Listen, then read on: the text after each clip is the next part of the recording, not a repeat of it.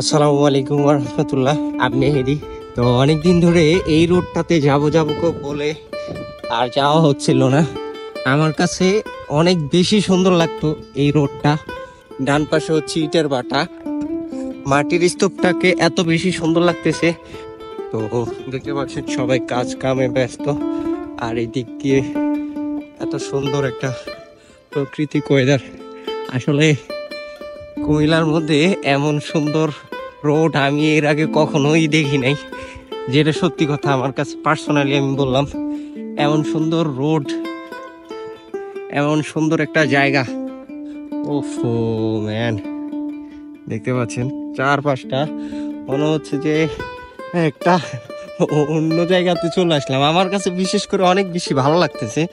তো সামনে আরেকটু দেখাই আপনাদেরকে, চলেন।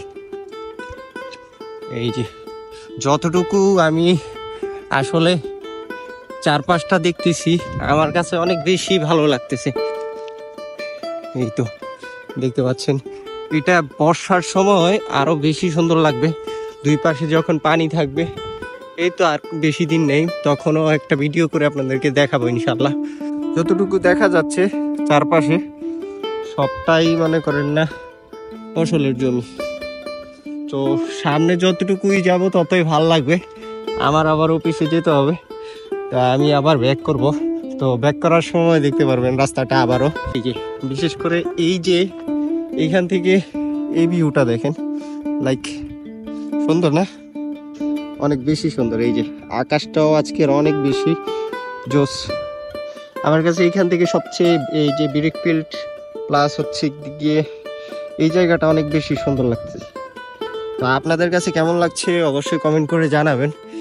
আর এই তো এখন আবার যে দিক দিয়ে আসছি এই দিক দিয়ে আবার ব্যাক করব। তো ব্যাক করার কারণ হচ্ছে আমার অফিসে যাওয়া লাগবে, নয়তো একদম ওই মাথা পর্যন্ত যাইতাম। মাথা পর্যন্ত যাইয়া আপনাদেরকে দেখানোর চেষ্টা করতাম। তো যাই হোক, দেখাবো ইনশাল্লাহ। তো সবাই আপনাদের মতামত জানিয়ে যাবেন রাস্তাটা কেমন।